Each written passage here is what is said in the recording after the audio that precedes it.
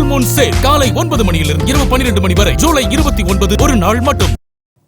காவிரியின் குறுக்கே மேகதாது அணை கட்ட தமிழ்நாட்டின் ஒப்புதலை கர்நாடக அரசு பெற வேண்டிய அவசியம் இல்லை என்று மத்திய அரசு கூறியதால் தமிழக விவசாயிகள் அதிர்ச்சியடைந்துள்ளனர்.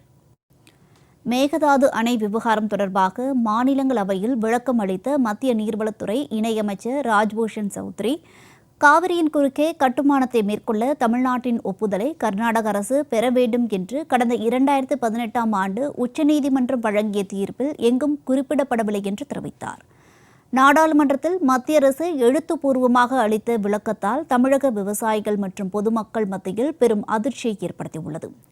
மத்திய அரசின் அறிவிப்பு கர்நாடகாவிற்கு சாதகமாக அமைவதோடு தமிழக காவிரி சமவெளி மாவட்டங்கள் விரைவில் பாலைவனமாகும் பேராபத்தை ஏற்படுத்துவதாக விவசாயிகள் குற்றம் சாட்டியுள்ளனர். இதனால் தமிழக அரசு உடனடியாக நடவடிக்கை எடுக்க வேண்டும் என்று வலியுறுத்தியுள்ளனர்.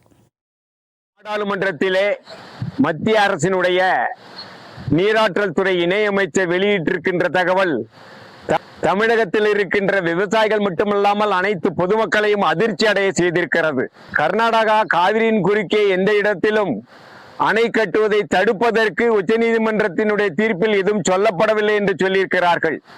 இத்தகைய அறிவிப்பு கர்நாடகாவிற்கு மிகப்பெரிய சாதகத்தை ஏற்படுத்தி இருக்கிறது. தமிழ்நாட்டினுடைய காவிரி சமவெளி மாவட்டங்கள் வெகு விரைவிலே பாலைவனமாகின்ற ஒரு மிகப்பெரிய அபாயகரமான பேராபத்தை ஏற்படுத்தி இருக்கிறது. இங்க காங்கிரஸ் ஆட்சி நடக்குது, அங்கிட்டு பிஜேபி ஆட்சி நடக்குது. ஆக கர்நாடகத்தில் என்னன்னா ஒரே ஊர்காரங்கிறதுனால என்னன்னு கேட்டீங்கன்னா மேகதாட்டு அணை கட்டுறதுக்கு மட்டும் எல்லாரும் ஒருங்கிணைந்து முன்னுக்கு நிற்கிறாங்க. இப்போ நாங்கள் அதில் பரிதாபப்பட்டு தமிழகம் தான் வஞ்சிக்கப்படுது. உடனடியாக அதை நீங்கள் இப்போ சொன்ன செய்தியை வாபஸ் பண்ணணும். அமைச்சர் நீர்வளத்துறை அமைச்சர் உச்சநீதிமன்றமே சொல்லியிருக்கு, தமிழ்நாடு, கேரளா, பாண்டிச்சேரி அனைத்து மாநிலங்களுடைய அனுமதி இல்லாமல் மேகதாட்டு அணை கட்டக்கூடாதுன்னு சொல்லி உச்சநீதிமன்றமே சொல்லியிருக்கு.